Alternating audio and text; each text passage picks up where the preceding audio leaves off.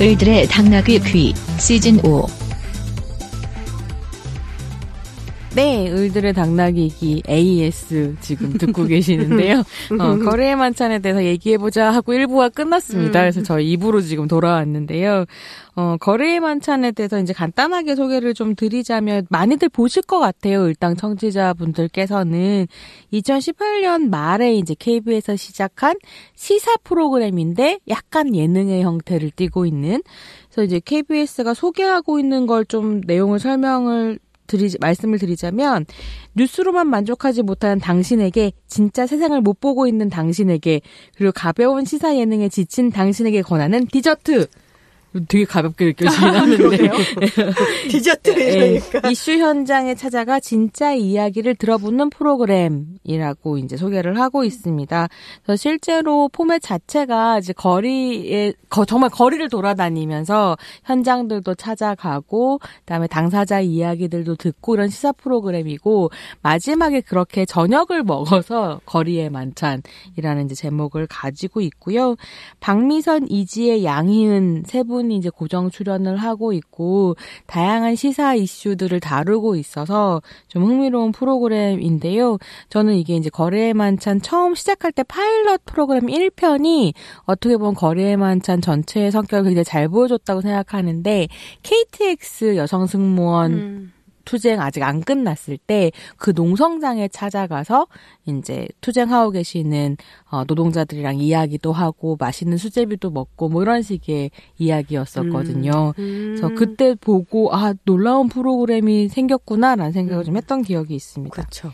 시사 문제를 그렇게 깊이 있게 얘기를 나누는데 그게 어떤 스튜디오에서 뭐 인터뷰 이런 방식이 아니라 직접 그 현장을 찾아간다는 것도 되게 새로웠던 것 같은데 손희정 선생님도 출연하시지 않으셨어요? 네, 저도 그 스쿨미투 편에 나갔었는데 사실은 거래의 안 만찬 예쁘게 나왔다고 막 제가 그랬나요? 선생님이 얘기하셨던 것 같아요. 안 예쁘게 나왔어요. 네, 실제로 안 예쁘게 나오기도 하고 그때 머리를 너무 짧게 따로 갔더니 박미선 선생님 보시더니 머리 왜? 그 전에 그 까칠남녀에서 까칠남녀 같이 했었으니까. 처음에 이제 거래의 만찬 런칭할 때 제작진이 사실은 와서 미팅도 했었어요. 박미선 선생님이 손희정 한번 가서 만나봐라. 같이 프로그램 할 만하다 하셨던 모양이에요.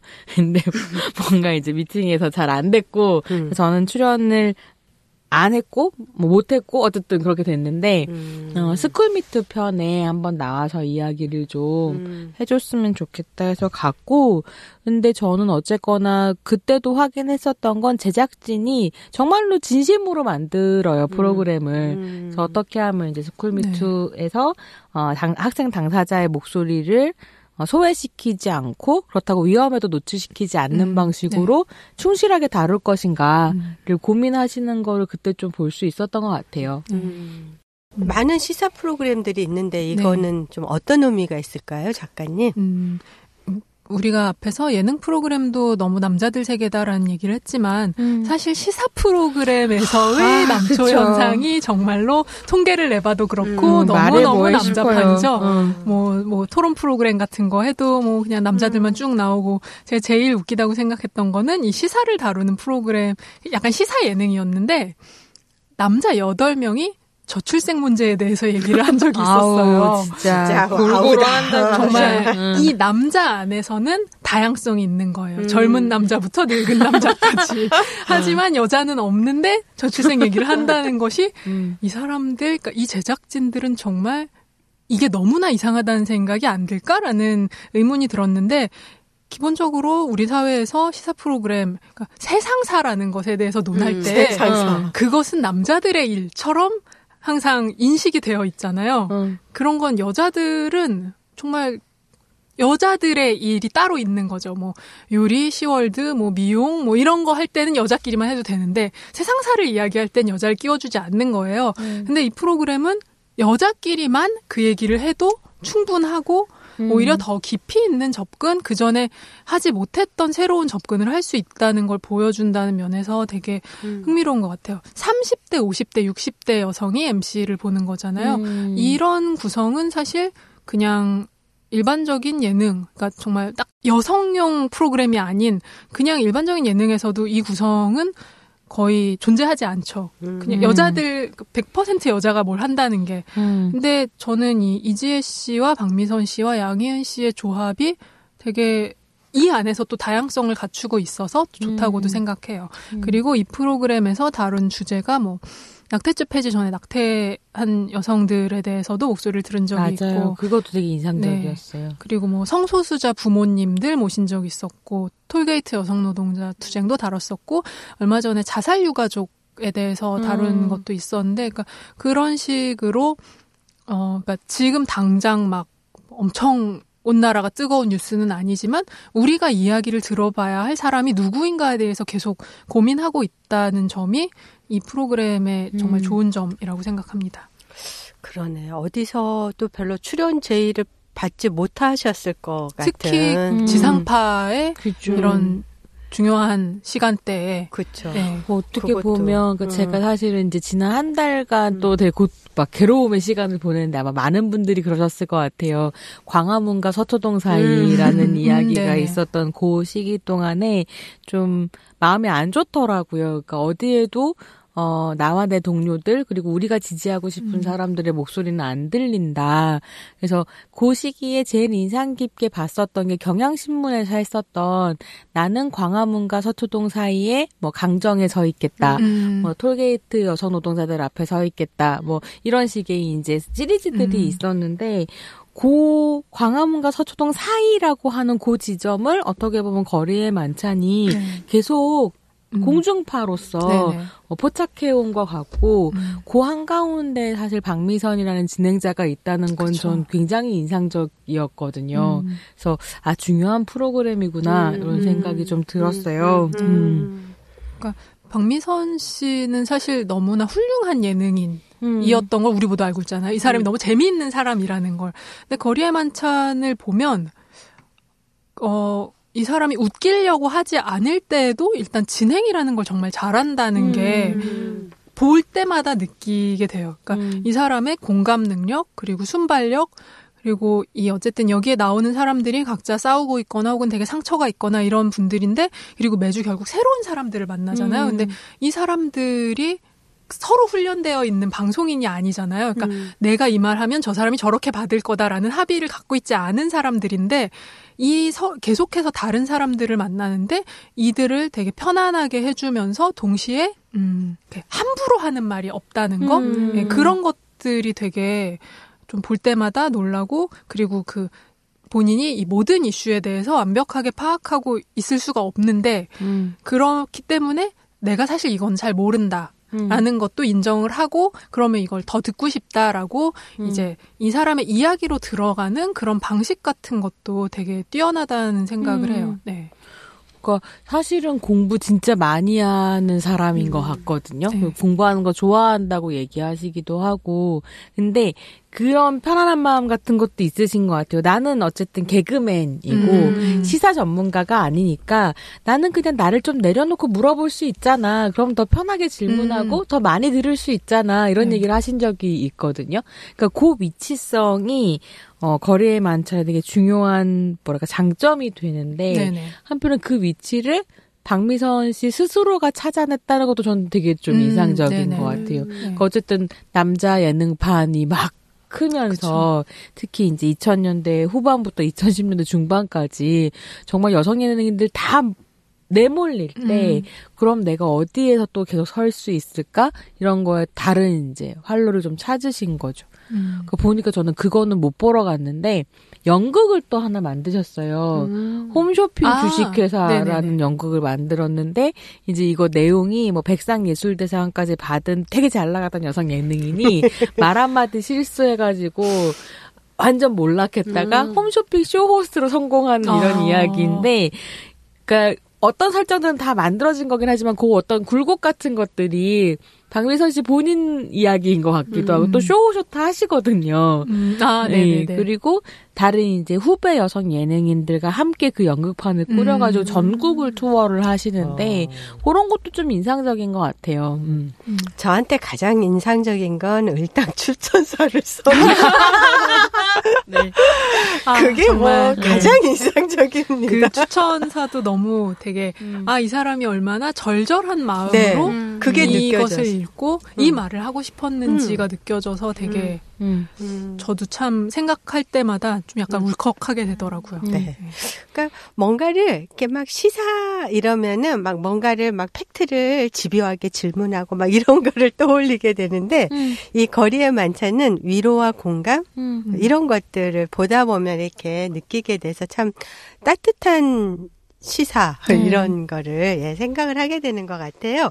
근데 저는 이제 박미선만큼이나 또 이렇게 흥미로운 사람이 이효리 거꾸로 해도 이효리 바로 그 이효리인데 진짜 많은 프로그램을 해도 다 성공하더라고요. 그 제주도에서 살 때 찍은 거 효리민박 뭐 그것도 뭐 굉장한 메가히트 작품이잖아요. 그래서 효리가 나오면 그냥 다 이렇게 잘 되는 것 같은 거예요. 그러면 효리가 뭔가 대중과 소통한 데 있어서의 어떤 정말 효리만의 장점, 매력 이런 게 있고 그 시대를 어떤 소구해내는 시대의 아이콘으로 이렇게 하는 뭔가가 있다 이 사람이. 그게 뭘까? 이런 또 궁금함도 들었거든요. 박미선 또 이렇게 하면은 이효리도 얘기를 좀 들어보고 싶어요. 예. 일단 이 사람은 그러니까 너무 타고나길, 그러니까 본인도 그런 얘기를 하잖아요. 약간 나는 본투비 연예인이다라는 말을 하는데 어쨌든 핑클로 활동하고 또 솔로로 엄청난 성공을 거두면서 정말로 누구나 인정하는 톱스타였다는 자산이 이 사람의 캐릭터에는 되게 중요한 것 같고, 그래서, 그리고 이 사람은 그 톱스타인데 한국에서 여자 연예인은 항상 잘나도 안 잘난 척을 강요를 받는단 말이에요. 뭐든지 막 예쁘다고 남들이 칭찬할 때 저 예쁘죠라고 하면 잘난 척한다. 예, 뭐 이렇게 생각하고 뭐 돈 많이 벌어도 돈 없는 척 해야 되고 왜냐면 그럼 또 막 초심을 잃었다는 소리를 듣고 막 이러니까 그러니까 되게 그런 그 자기 스스로 계속해서 작아질 수밖에 없는 어떤 환경이 조성되어 있는데 이 사람이 거기에 밀리지 않는 사람인 것 같아요. 그러니까 되게 난 슈퍼스타였고 원래 예뻤고 돈도 많이 벌었어. 뭐 그거에 대해서 미안해하지 않는다는 거예요. 난 그런 사람이야. 근데 여기서 뭐 무슨 얘기 할까? 이런 식으로 항상 자기가 가지고 있는 태도가 있고, 뭐, 얼마 전에 일로 만난 사이였나? 프로그램에서 이제 유재석 씨하고 친하잖아요. 근데 뭐, 이런 식으로 얘기를 하는 거예요. 뭐 누구나 유재석 하면 되게 어려워하고, 뭐 재석이 형, 재석이 오빠 막 이러지만, 그리고 뭐 다들 유라인 가고 싶어 하는데, 나는 그럴 필요 없으니까 이렇게 얘기를 하는 거예요. 나는 아쉬울 게 없는 사람이다라는 이 태도 자체가 그렇죠.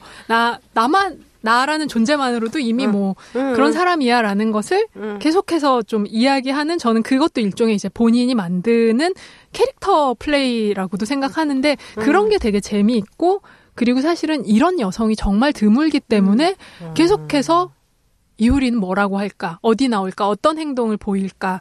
그거를 지켜보게 만드는 장점이 있는 것 같아요. 그리고 뭔가 저지르고 실수하고 뭐 두려워하지 않고 그러면서 또 동시에 진화한다는 것도 저는 또 중요한 지점이라 생각해요. 예전에 이 사람이 그런 뭐 패밀리가 떴다라던가 뭐 쟁반 노래방 같은 데서 엄청 재밌게 잘 놀았던 사람인데 또 이제 시간이 흐르면서 이 사람이 세상에 대해서 내가 가지고 있는 문제의식 예전에 쌍용차 해고 관련해서 그 투쟁에 대해서도 이제 어떤 이야기를 한 적이 있었고 이제 그 이후로 뭐 채식을 하고 동물보호라든지 이런 거에 대해서 계속해서 자기가 고민하고 있다는 것을 드러내기도 하고 실천을 하기도 하잖아요. 근데 한국에서 연예인이 대중스타가 이렇게 나의 삶의 신념이 무엇이다라는 이야기를 하기가 되게 힘들고 특히 여성한테는 이게 되게 비난의 요인이 되기가 쉬워요. 저 이효리 씨가 채식한다고 했을 때 사람들이 그래놓고 너 왜 얼마 전까지 뭐 고기 광고했냐라고 정말 또 죽일 듯이 욕하던 거를 기억하고 있거든요. 근데 그러니까 여성 연예인이 신념을 가진 사람이다라는 것을 드러내는 것만으로도 공격받기가 쉬운데 이 사람은 그냥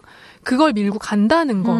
그리고 예능에 나와서 이야기를 할 때에도 예전에 웃자고 했던 것들이 왜 지금은 잘못된 거고 나는 그때 내가 잘못했던 걸 난 사과를 하겠다. 그리고 혹은 또 누군가에게는 그때 나에게 그런 식으로 뭐 나이 많은 여자라고 놀렸던 거 그걸 사과했으면 좋겠어라고 말하는 지금의 그러니까 시대가 변화하는 것과 함께 본인도 같이 변화하고 있는 사람이라는 걸 우리가 확인하게 만드는 사람이라서 여전히 재미있는 것 같아요.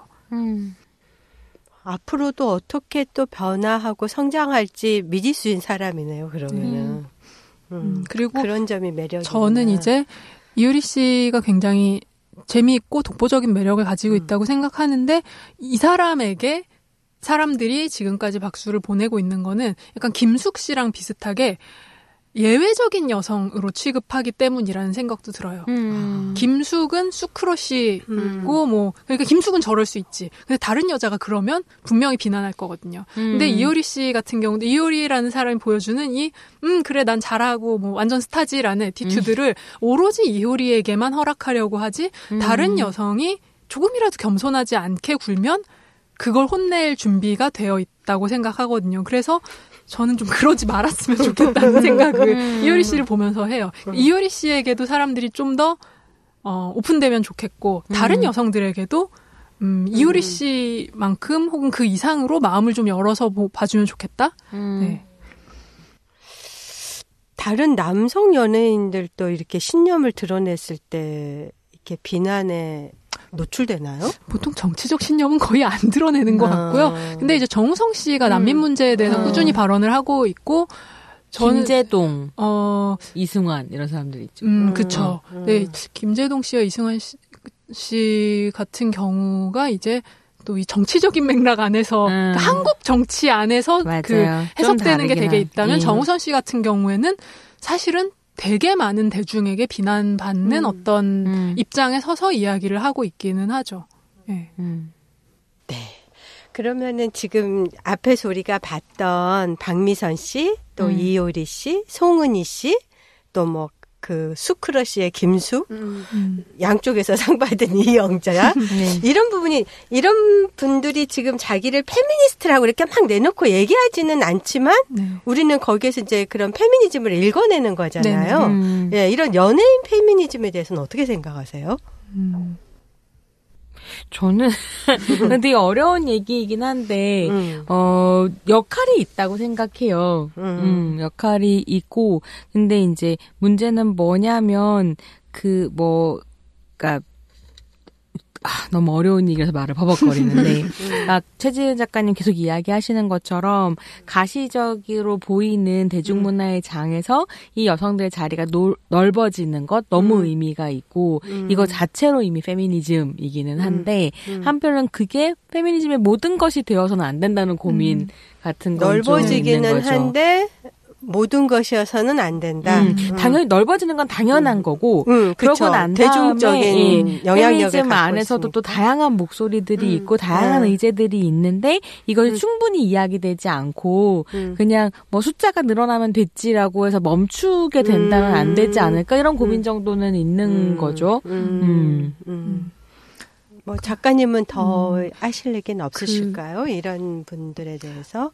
저도 굉장히 이 문제를 결국 계속 고민을 할 수밖에 없는데 그 앤디 자이슬러라고 미국에서 이제 대중문화와 페미니즘 연구하는 사람이 쓴 페미니즘을 팝니다라는 책이 있어요. 제가 그 책을 정말 흥미롭게 읽으면서 한국의 상황하고도 되게 많이 대조를 해서 보게 되는데 이제 여기에 다른 연구자가 했던 질문이에요. 그러니까 우리는 미디어에 여성들이 등장하는 것 자체를 목적으로 보는가 아니면 목표를 이루기 위한 수단이라고 보는가. 그러니까 결국은 여권 신장이라는 거, 여성 해방이라는 것을 이 미디어에 여성이 많이 등장하는 것만으로 이게 달라지는가? 혹은 우리가 이걸 원하는 것을 얻을 수 있는가라는 질문인데 그렇다고 볼 수는 없는 거죠. 그리고 그쵸. 이제 연예인들도 이것도 사실은 이 책에 나온 이야기인데 연예인들도 사실 우리와 마찬가지로 실수를 한다. 근데 이제 페미니스트라고 어떤 라벨링된 여성이 실수를 하면 사람들이 그걸 더 용납하지 않기가 쉽다는 거예요. 그러니까 연예인에게 완벽한 페미니즘을 기대해서는 안 된다라는 얘기를 하는데 저는 여기에 되게 좀 공감을 많이 하는 입장이에요. 그러니까 왜냐하면 이 사람들이 정말로 뼈속까지 여성 혐오적인 산업 안에 있는 사람들이기 때문에 결국은 그로 인한 한계에 부딪히지 않을 수가 없거든요. 근데 그때 이 사람이 이제 어떤 정말로 이런 게 있을지 모르겠지만 완벽한 페미니즘적인 선택을 하지 못했을 때 이 사람을 비난할 수 있을 것인가 그 고민을 하는 거죠. 그래서 결국은 이제 여성이 어떤 목소리를 냈을 때 지지하고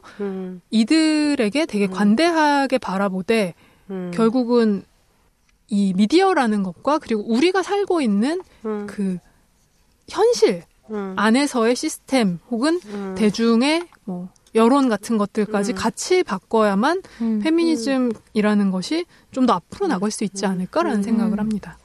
이 앤디 제이슬러가 책에서 그런 이야기예요. 그러니까 이 사람이 2014년에 미국에서는 페미니즘 리부트 됐다고 하는데 비욘세가 이제 막 뒤에 페미니즘 페스트라고 막 전광판에 띄우고 막 이러거든요. MTV 퍼포먼스를 하면서 페미니스트 띄워가지고 막 화제가 되고, 그러니까 그랬어요? 그런 상황에서 우리는 아직 그런 건 없다. 우리는 안 되죠. 김혜수 씨가 한번 I'm a feminist인가요? 페미니스트 티셔츠를 한번 입은 적은 있고 내가 페미니스트라고 이야기한 이 정도 영향력이 있는 여성 연예인은 없는 것 같은데 근데 자이슬러 같은 경우는 그러니까 그런 붐이 일어나기 전부터 계속 대중문화에 대해서 페미니스트 비평을 했었던 거예요.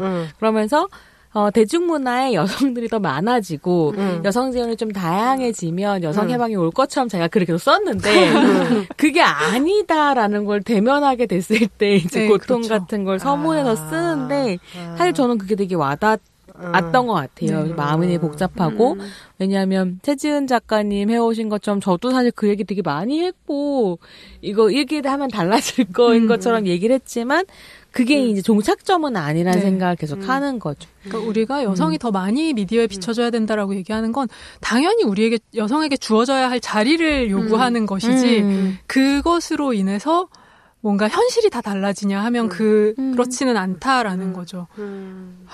저는 이거 보면서 이제 제일 최근에 고민 많이 했었던 건 나이키 페미니즘이었던 것 같아요. 그 광고. 네, 그 나이키가 워낙에 이제 인파워링하는 너무 좋은 내용의 광고들을 계속 찍죠. 근데 그러면서 한편으로는 뒤에서는 이제 고용했을 때 남녀 임금 격차도 있고 나이키 본사 내부에서 있었던 성희롱 문제 제대로 해결 안 하고 그다음에 여성 선수한테 스폰서십 하면서 스폰서 대주면서 임신하면 스폰서 비용을 깎아버린다든지 이런 식의 성차별적인 관행들이 계속 있었고 거기에 너무 잘 아시는 것처럼 나이키가 제3세기 여성 노동력을 착취하는 방식은 80년부터 계속 문제가 있었던 거죠.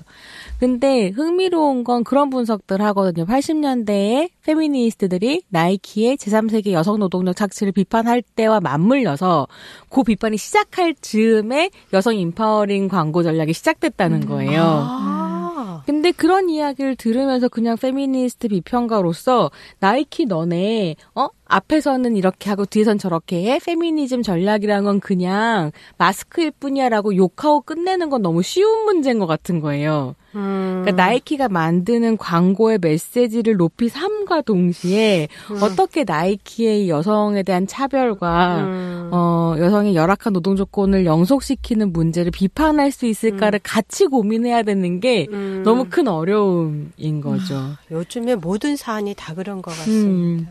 그래서 그냥 나이키의 어떤 마케팅 전략을 그냥 폄하하지 않으면서 여성들이 소비자에만 갇혀있지 않는 전략을 사실은 연예인 페미니즘 고민할 때도 같이 해야 되는 것 같아요. 네. 이 거명된 분들이 정말 그 페미니스트로 그 대중문화의 자장에서 더 많은 자리와 영향력을 가져갔으면 좋겠고 그러면서도 또 우리의 현실이 그렇게 재현되거나 뭐 이렇게 차용되는 것에 그치지 않고 현실 변화가 있도록 또 우리는 우리의 역할을 그냥 이렇게 이렇게 뭐라 그러죠? 그럼 미디어를 소비하는 사람으로 이게 아니라 우리가 살고 있는 현실도 바꿔야 되는 예, 그런 것들이 좀 같이 연대가 됐건 뭐 좀 이렇게 이루어져야 되겠다 이제 이런 생각이 페미니즘을 팝니다 책 제목인가요? 네네. 그게 예. 그 얘기하면서 좀 들었고요. 이제 세 번째 주제를 한번 저희가 넘어가 볼게요. 대세는 유튜브? 유톡? 예. 사실 여성 예능이 늘어나면서 좀 다양한 연령대 여성들의 사는 이야기를 TV에서 보는 것도 좋았는데, 그 밥블레스 유만 해도 40대, 50대, 60대 여성들이 등장했던 예능이고, 또 최지은 작가님이 쓰신 글들 중에서 가시나들에 대한 글을 보면 할머니 예능 칠곡 가시나였나요 이게? 이 칠곡 가시나들은 그러니까 다큐멘터리 영화로 만들어진 거고 이제 그 포맷과 약간 비슷하게 그러니까 문해학교라는 곳을 배경으로 만들어진 예. MBC의 파일럿 예능이었어요. 예. 그 얘기를 좀 같이 또 나눠보고 싶네요. 예. 사실 이제 젊은 사람들은 잘 모르겠지만 한글을 제대로 배우지 못했던 노인분들이 상당히 많잖아요. 그리고 이제 이분들 중에 그 여성들이 특히 더 많단 말이에요. 왜냐하면 예전에는 딸을 학교에 안 보내는 경우가 많았고 뭐 그 이후로는 뭐 가신한테 글을 가르치면 뭐 시집가 보냈을 때 도망 온다 뭐 이런 이유도 있었고 뭐 돈 때문도 있었고 여러 가지로 남성에 비해서 훨씬 더 글을 배울 기회가 적었던 경우가 많은데 이제 이분들을 대상으로 정부에서 문해학교를 운영을 하고 있어요.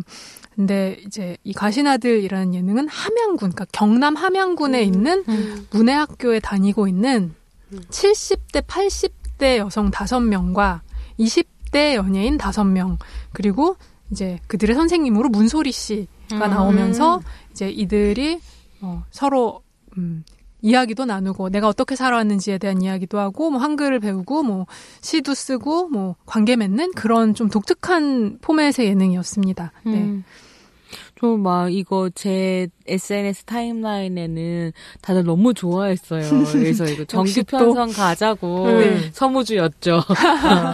근데 결국 정규 편성은 못 간 것 같고 좀 아쉬워들 하시더라고요. 시청률이 그렇게 높지는 않았는데 이거는 사실 주말 황금 예능 시간대에 이 포맷을 넣으면 당연히 시청률이 높을 수는 없죠. 그러니까 저는 약간 그러니까 지상파들도 이런 식의 이제 프로그램 구성이라는 거에 대해서 다시 좀 고민을 해야 되는 게 아주 길게 주말 예능 시간대에 한 뭐 2개 정도를 토요 예능 2개, 뭐 일요 예능 2개 이런 식으로 한다는 것 자체가 이제 조금 달라져야 되지 않나라는 생각도 들고 가시나들 같은 경우에는 사실 차라리 뭐 평일 밤 시간대라든지 시간을 조금 줄인다든지 이런 식으로 해봤으면 좀 흥미로운 게 나오지 않았을까라는 생각이 들더라고요. 저도 사실 상당히 재미있게 봤고 제작진도 이제 출연하는 분들에 대해서 굉장히 존중하고 또 이분들을 어떻게 그러니까 이분들의 그 존엄을 훼손하지 않으면서 동시에 예능으로서의 재미를 살릴 것인가에 대해서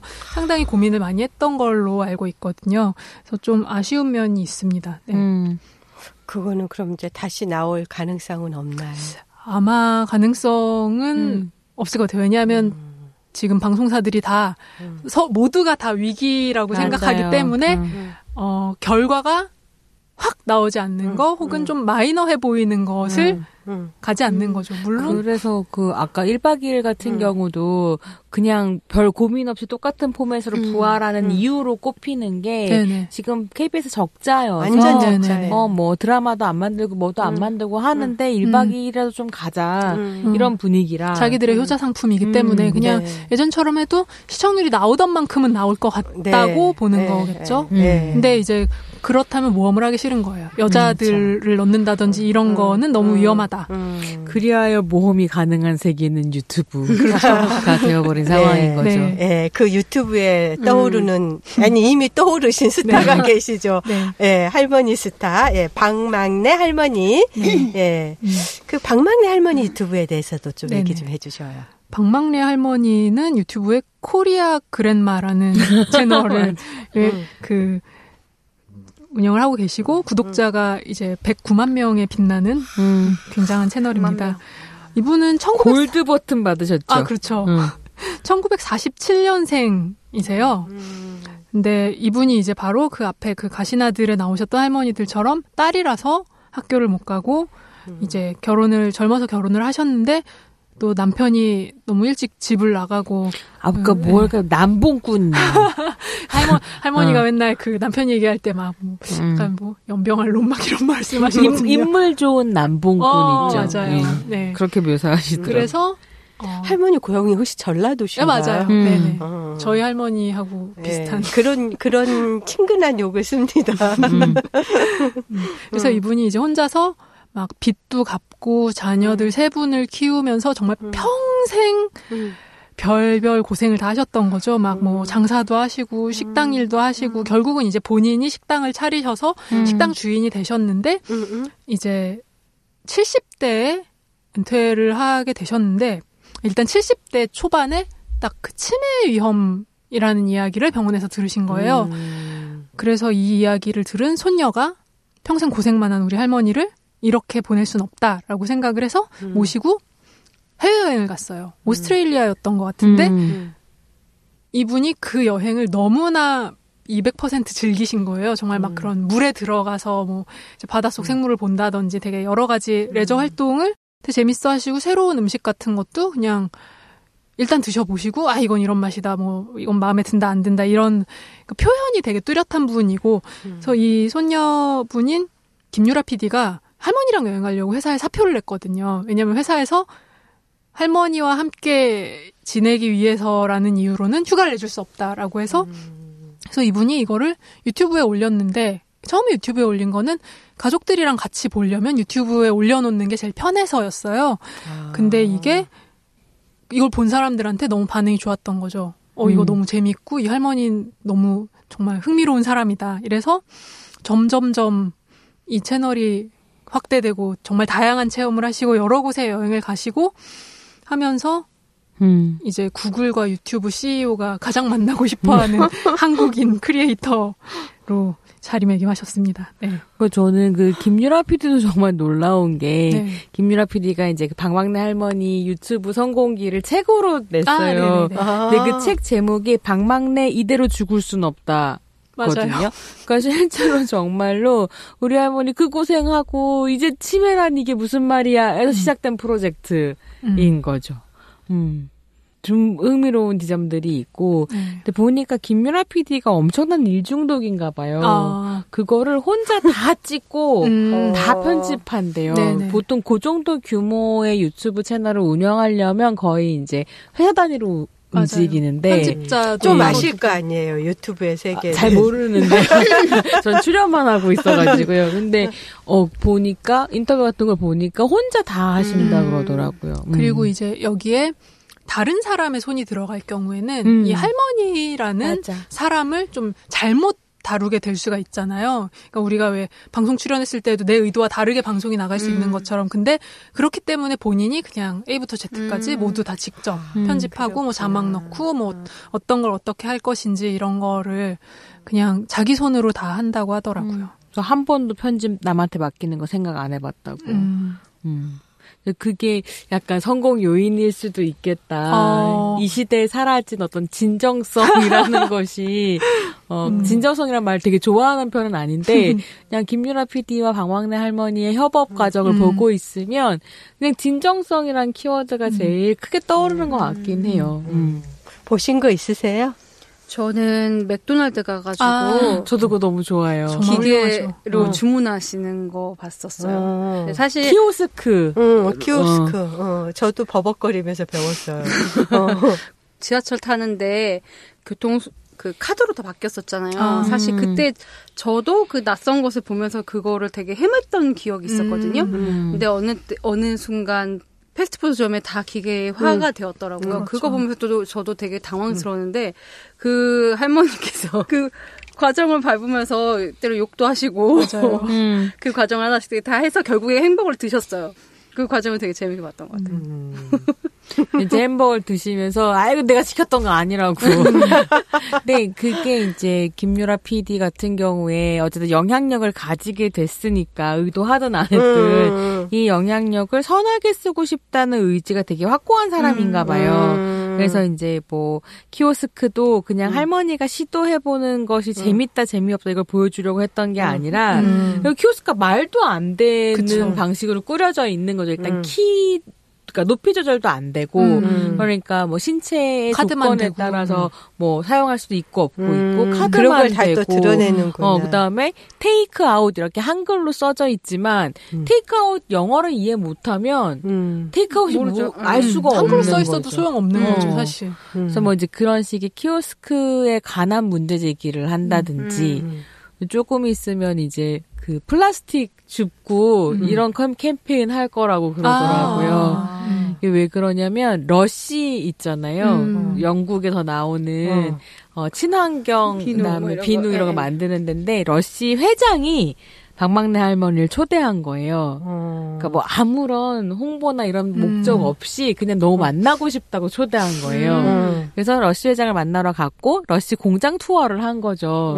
근데 그 공장 투어를 하면서 박막내 할머니가 놀란 게 이거 약간 러쉬 광고처럼 들리는데 저도 듣고 놀랐는데 노동자들이 아무도 마스크를 안 하고 다 가루로 되어 있는 제품들인데 가루를 만지고 있더라는 거죠. 저 할머니가 놀라신 거예요. 저거 저래도 되냐? 진짜 인체에 유해하지 않은 거냐? 거기서부터 시작해서 뭐 러시의 포장이라든가 이런 것들이 친환경적으로 하려고 노력하는 회사거든요. 그러니까 그걸 보고 할머니가 하셨다는 거예요. 너무 중요한 문제구나. 그래서 이제 또 이제 환경 쪽으로 뭔가 활동을 하실 건가 봐요. 좀 행보들이 흥미로운 것 같아요. 제가 재밌게 본 거는 영화 감상. 영화 감상도 너무. 알라딘 보고 영화 감상한 거 보셨어요? 저 도둑놈. 네, 근데, 이렇게 다양하구나라고 이제 느낀 게, 이 박막내 할머니가 가장 중요하게 느낀 거는 권선징악이었던 것 같아요. 갖고 마지막에 누구죠? 나쁜 놈. 알라딘 말고 그 램프에서 나오는 지니가 사람이 돼서 이렇게 하는 거잖아요. 지니는 상관이 없어. 지니는 상관이 없고 공주랑 결혼해서 짜잔 이렇게 끝나야 되는데 그게 왜 그렇게 안 끝나냐는 거 하고 점도둑이었잖아요. 손을 확실히 씻었냐고 자꾸. 그러니까 그 업계를 그 버릇을 고쳤어야 되는데. 그래서 정말 제가 보지 않았던 거를 보셨더라고요. 박막내 할머니. 그래서 그런 것도 저는 되게 흥미로웠던 것 같아요. 근데 사람들이 그 보면서 뭘 그렇게 저는 이제 이렇게 박막내 할머니가 워낙 유명하니까 그냥 이제 한두 개 이렇게 찾아보는 건데 사람들이 이렇게 많이 볼까요? 너무 좋아하더라고요. 그 뭐죠? 전 밥 먹을 때 종종 틀어놓고 보는데. 그렇구나. 네, 그냥 먹방도 많더라고요. 네네. 그리고 요리하시는 것도 이제 뭐 비빔국수 영상, 간장국수 영상 이것들이 정말 조회수가 높고요. 또 드시는 것도 많고 그냥 되게 친근한데 또 동시에 우리가 이제 연세가 있는 어르신들이 젊은 사람들을 상대로 이야기할 때 이제 흔히 갖게 된 어떤 태도가 있잖아요. 너희들은 뭘 모르고 이것이 옳고 뭐 열심히 살아야 되고 결혼 꼭 해서 뭐 다들 뭐 결혼해야지 뭐 어쩌고 뭐라던가 이런 것들이 있는데 이분이 정상성 강요를 하지 않는 어른이잖아요. 그러니까 이 손녀한테는 가끔 뭐 애인 없다고 약간 놀리긴 하시는데 본인의 결혼 생활을 바탕으로 결혼 안 해도 그만이고 남편 없어도 기계가 훨씬 좋은 것 같다 이런 걸 어떤 기계박람회 가셨을 때 남편 필요 없고 기계가 낫다 뭐 이런 얘기 하시고 그런 것들 그러니까 이 사람의 되게 뭔가에 얽매여 있지 않은 솔직한 태도 그리고 되게 정이 많은 태도? 그런 게 되게 좀 그냥 보고 있으면 좋은 거죠. 그리고 정말 재미있는 사람이고 제가 이 박막래 할머니 유튜브는 정말 좋아하는 영상이 많은데 그중에서 할머니들끼리 마피아 게임을 하는 영상이 있어요. 그게 이제 몰라요. 저도 마피아 게임을 해본 적은 없는데 보통 이제 젊은 사람들이 놀러 가서 많이 하는 거고 막 이제 막 서로 눈치 보면서 뭐 누가 범인이고 뭐 이런 거 잡는 건데 이거를 이제 김유라 PD가 할머니와 할머니 친구들에게 대충 설명을 해주고 해보라고 한 거예요. 근데 할머니들이 정말 너무 몰입해서 거의 막 네가 날 죽였지 막 이러면서 서로 막 정말 엄청 의심하고 근데 또 너무 잘하시는 거예요. 그 마피아인 분이 끝까지 진짜 시치미도 잘 떼시고 근데 진짜 스펙타클하고 저는 예능에서 했던 그 어떤 게임보다 재미있게 봤는데 그런 것도 그러니까 우리가 그냥 할머니라고 생각했던 사람들이 사실은 그 각자의 생활 안에서 또 어떤 그 독특한 점을 가지고 있는 사람들인지를 보게 된다는 게 이 채널의 되게 매력인 것 같아요. 비빔국수 하니까 손바닥에다가 국수 덜어가지고 맛본다면서 젓가락으로 먹는 게 아니라 이렇게 손으로 오므려서 국수 해놓고 이렇게 드시는 거예요. 근데 그게 너무 자연스러운 그렇죠. 거야. 그거 보니까 워낙에 손재주가 좋으신 분이고 맞아요. 그래서 뭐 바늘질도 잘하셨고 요리도 잘하시고 하시는 것 같아요. 저는 전 막 많이 본 편은 아닌데 제일 인상 깊었던 건 그 은퇴하시는 은퇴식 날을 찍었어요. 근데 그러니까 몇십 년 동안 식당 일을 하시다가 이제 마지막에 운영하시던 그 식당을 이제 접으시는데 마음이 시원섭섭하신 거죠. 그래서 이제 막 오늘이 마지막 날이라고 하시다 갑자기 울컥하고 우시는 거예요. 근데 이제 막 가족들이 선물도 주고 편지도 읽고 뭐 이렇게 하는 걸 보는데 그러니까 살아온 세월 시간 같은 것들이 고스란히 느껴지는 거죠. 그러니까 할머니의 어떤 마음씀이라든가 한마디 내뱉는 것도 뭐랄까 되게 따뜻하게 느껴지고 이런 것들 좀 있는 것 같아요. 그쵸. 그 삶의 경륜, 연륜에서 쌓이는 어떤 낙천적인 태도, 이게 평탄에서 나오는 낙천적 태도가 아니라 맞아요. 그러한 것이 좀 주는 힘, 그리고 이런 게 있긴 있는 것 같아요. 이 할머니의 팬인 젊은 사람들에게도 그런 게 되게 좀 희망이 되는 거죠. 저 사람은 그러니까 저렇게 나이가 많은데 막 정말 20대, 10대 막 젊은 팬들 되게 많거든요. 근데 사람이 나이가 들어도 저렇게 자기 자신인 채로 즐겁게 살아갈 수 있구나. 그리고 인생이 정말 말씀하신 것처럼 인생이 막 항상 잘 풀린 게 아니었지만 어느 순간 좋은 날이 올 수 있구나라는 것들을 이분이 보여주고 있는 거죠. 아니, 내가 제일 가까워. 맞아. 보여줄 거야. 이렇게 한쪽에는 엄청나게 박막내 열풍이 있다고 한다면 다른 한쪽에는 또 완전히 박막내 할머니랑은 다른 나이대에 다른 컨텐츠를 보여주는 또 연반인이 한 명 있거든요. 연예인 플러스 일반인인데. 네. 연예인 반, 일반인 반. 최재현 작가님. 그걸 줄여서? 연반인. 연반인. 근데 제가 오늘 많이 배운다. 뭐, 섬우주 현상. 섬우주 현상. 그 연반인. 연반인. 예. 최재현 작가님 너무 좋아하시더라고요. 그래요? 벌써 막 웃으시는데? 누굽니까? 그 유튜브 문명특급이라는 채널에 저도 봐야겠어요. PD이자 진행자인 제재님입니다. 이 문명특급이라는 채널은 스브스 뉴스 채널의 원래 한 코너였었는데 이제 인기를 얻으면서 따로 채널이 생겼고 벌써 구독자 30만을 돌파를 했어요.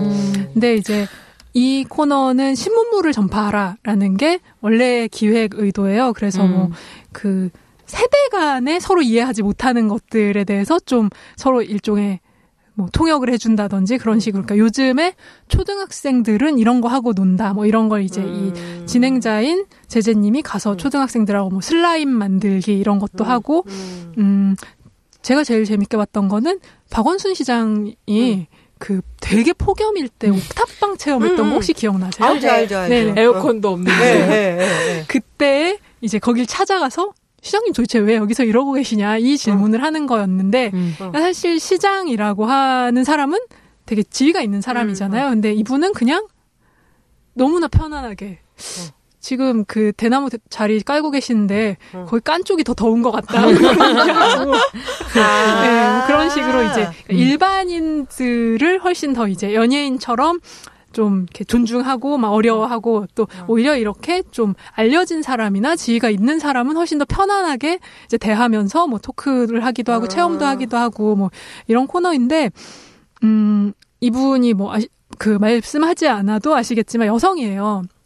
그리고 원래는 이 스브스 뉴스에 그 PD였죠. 그쵸. 그리고 그 카드 뉴스 에디터를 했던 분인 거죠. 그러니까 한때 카드 뉴스라는 게 엄청 유행을 했었잖아요. 스브스 뉴스가 그런 거 잘했어요. 근데 그렇게 입사를 했다가 이제 영상 콘텐츠를 하게 됐고 영상 콘텐츠를 하다 보니 이제 이 사람이 영상 안에서 말도 너무 잘하고 하니까 이제 그냥 아예 주인공이 돼버린 케이스인데 여성이 이렇게 마이크 잡고 카메라 앞에서 딱 스포트라이트를 받는 자리에 놓이기가 정말 힘들잖아요.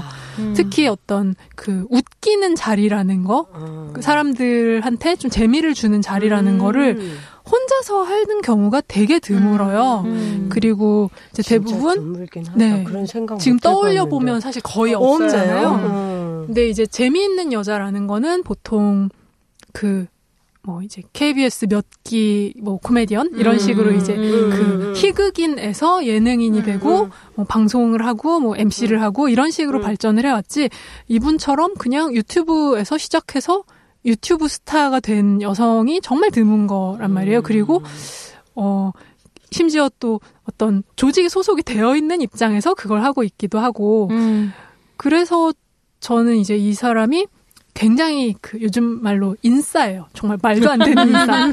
누구하고나 되게 빨리 그 친근하게 이야기할 수 있는 사람이고 정말 못 추는 춤이 없고 못 부르는 노래가 없는 그러니까 되게 재주가 많은 사람인데 진짜 그런 거 부러운데. 네. 또 동시에 미디어에 비추어지는 젊은 여성은 사실은 또 외모적으로 되게 정형화돼 있잖아요. 긴 머리에 뭐 날씬하고 예쁘고 뭐 치마를 입고 근데 이분은 머리가 숏컷이고 빨강머리이고 항상 바지를 입고 다녀요. 그러니까 저는 이분을 처음에 캡처 사진으로 봤을 때는 남자인지 여자인지를 잘 모르겠더라고요. 근데 나중에 영상을 보고 여자분이라는 걸 알게 됐는데 그러니까 이런 모습을 한 여성이 그 자기가 주인공인 코너를 운영을 하면서 굉장히 많은 사람들을 대상으로 계속해서 콘텐츠를 내보내고 있다는 거 그런 게 되게 좀 유의미하다는 생각이 들더라고요. 제가 이분을 부천영화제 왜 웃기는 여자들 세션 기획했었다 그랬잖아요. 그때 고스트버스터즈 여성판 상영하고 난 다음에 웃기는 여자로 제재님을 초대를 해가지고 제가 그때 너무 가고 싶었는데 1시간 정도 토크를 했었는데 직접 만났었어요? 네, 이제 너무 뵙고 싶어서 영화제 섭외 좀 해달라고 이렇게 해가지고 오셨는데요. 그냥 저는 그때 근데 그런 생각했어요. 연반이는 거짓말이다. 네네, 그냥 연예인이다. 이제 연예인이죠. 그냥 연예인이에요. 기본적으로 우리랑 다르고 그러니까 그 자질이 다르다라는 걸 약간 좀 느낄 수 있었던 것 같아요. 그리고 엄청나게 그러니까 나한테만 주목해 나만 봐가 되게 세고 나도 나만 봐. 근데 그게 사실은 이 스포트라이트를 다 그러니까 견디는 거기도 하고 맞아요. 즐기는 거기도 하고 이렇게 할 수 있는 뭔가 동력이자 그거야말로 자질이구나 싶더라고요. 그렇죠. 저는 이분 강연도 몇 번 갔었는데 정말 팬이시구나. 네네. 제가 비공식 홍보팀장으로 일하고 있습니다.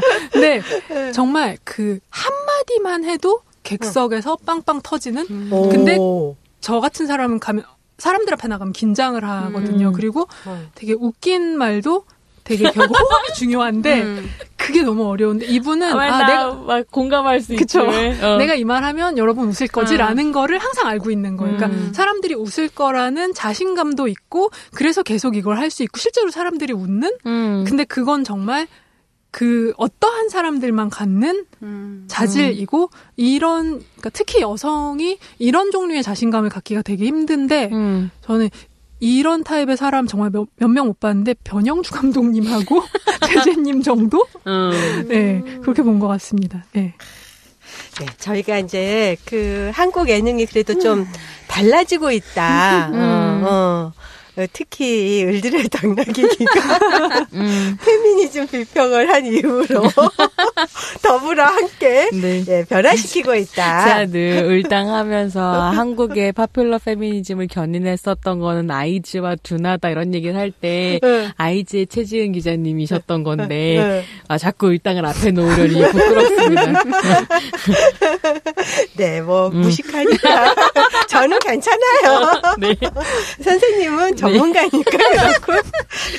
네, 그래서 오늘 캠핑클럽, 또 삼시세끼, 그리고 거리의 만찬의 박미선, 또 이효리, 그리고 유튜브에 할머니. 박막내 할머니와 또 제재까지 저희가 이제 쭉 얘기를 해서 이렇게 한번, 그동안에 어떤 변화들이 있었는지 이제 한번 쭉 훑어봤고요. 이렇게 얘기하다 보니까 곧 바뀔 것 같은, 더 바뀔 것 같은 그런 고무적인 마음도 드는데, 예, 앞으로 또 어떻게 될 거라고 보시는지, 예, 이런 변화가 앞으로도 저는 지속되지 않을까? 이런 생각하는데 어떻게 생각하세요? 네, 선생님이야말로 운동을 계속 하셨던 분이니까 아시겠지만, 이게 변화가 한 번 시작됐다고 쭉 가는 게 아니잖아요. 계속 그 안에 있는 사람들이. 그래서 웨이브라고 해요. 정말 이렇게 쉬지 않고 밀어붙여야 조금 생기는 게 변화인 것 같은데, 저는 맞아요. 그냥 이제 눈치는 좀 본다 정도라고 생각을 해요. 그래서 여자가 아예 없으면 좀 그러니까 여자 한 명 정도 넣어준다. 근데 정확하다. 네, 근데 거기서 딱 멈추는 경우가 너무 많다. 네, 그래서 아까 얘기했던 페미니즘 팝니다 이런 얘기도 나와요. 어떤 집단에 여성이 17% 정도 되면 남자들은 5대5라고 느낀다. 근데 저는 한국 예능에서 한국 방송에서 여자를 딱 그만큼 넣고 충분히 넣었다라고 한다는 맞아요. 네, 생각이 계속 들고 그렇기 때문에 더 많은 자리를 요구하고 싶고 또 더 여성들이 새로운 모습을 보여줄 수 있으면 좋겠다고 생각을 합니다. 그러니까 우리가 삼시세끼 산촌편이 너무 좋고 저도 재밌지만 이 사람들이 너무 호감이 가는 사람들이기 때문에 그런 게 분명히 있거든요. 근데 이 정도의 호감이 아닌 여성들도 사람들에게 그냥 저 사람 재미있어라고 혹은 저 사람 아는 게 많네라고 인정받을 수 있으면 좋겠다고 생각해요. 네. 저는 좀 더 지속될 거다 이런 생각을 하는 건 그런 생각이 드는데 아까 이제 뭐 안영미라든지 박나래가 하셨던 역할이나 혹은 디즈니가 요즘에 예전에 애니메이션 실사판으로 만들면서 페미니즘 패치를 붙이면서 또 더 많이 팔 수 있고 참신하다는 평가를 듣는 것처럼 구태가 있으면 쇄신이 필요한데 페미니즘이 사실은 그런 참신성을 주는 역할을 확실히 하고 있는 것 같아요. 그래서 꼭 뭐 대중문화 제작하는 사람들이 페미니즘의 뜻이 있어서라거나 그렇지 않다고 하더라도 새로운 길을 모색할 때에 페미니즘에 기대는 부분들이 있지 않을까? 그럼 사실 또 우리들은 그거를 이렇게 활용하면서 서로 윈윈 할 수 있지 않을까? 이런 고민들을 좀 하거든요. 그래서 조금 더 나아지지 않을까라는 기대를 해봅니다. 그게 참, 한편으로는, 격동기이면서 과도기인 것 같아요. 사실 이제 그 정도 전부 남성판이었을 때는 이거 좀 심한 거 아니야? 정도가 이제 정말 정말 제가 시청자 위원회 하면서 느낀 게 딱 그 정도거든요. 그거에 대한 문제 의식은 공감하지만 그거를 더 이렇게 확장시키려고는 하지 않는 확장시켰을 때 그 리스크를 너가 어떻게 할 건데? 뭐 이런 식으로 당장 공격이 오기 때문에 이제 그 정도인 것 같다고 싶고 근데 이제 이 정도 판에서 이 과도기와 격동기이기 때문에 정말 또 저희가 이제 오늘 방송이 사실 설리님의 안타까운 사건 이후에 지금 진행되는 거여서 말씀을 안 드릴 수가 없는데 방송 마무리를 하려고 하면서 이 과도기와 격동기이기 때문에 그 판에서 정말 여성 연예인들이 겪는 아픔과 고통과 또 그거를 바라보는 우리들의 마음도 정말 많이 힘들고 정말 이렇게 돼서는 안 되겠다라고 하는데 네. 그런 마음들이 굉장히 많이 지금 오늘 밤에도 지금 추모의 밤을 하는 걸로 알고 있는데 그래서 이제 서로 좀 그러한 마음들을 나누면서 앞으로 여성들 더 많은 활약을 기대하면서 오늘 방송을 좀 마무리해 보면 어떨까 하는 생각이 듭니다. 우리 작가님. 네.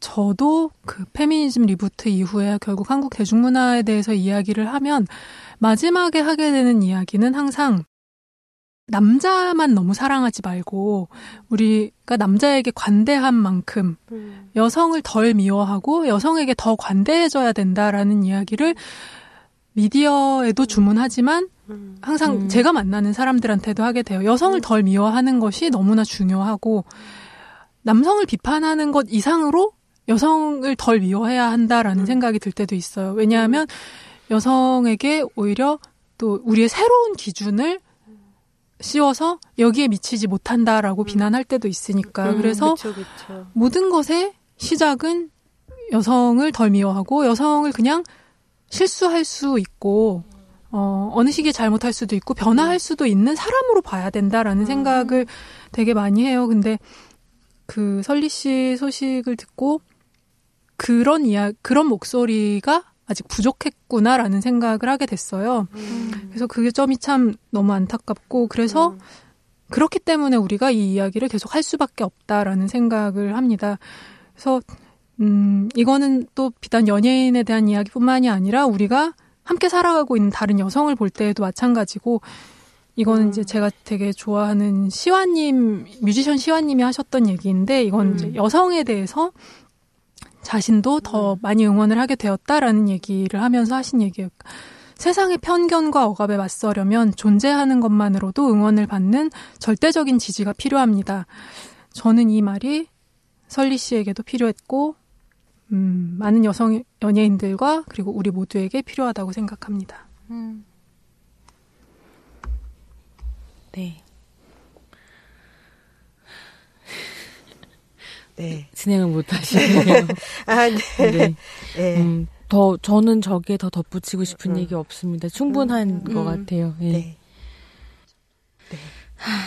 네. 더,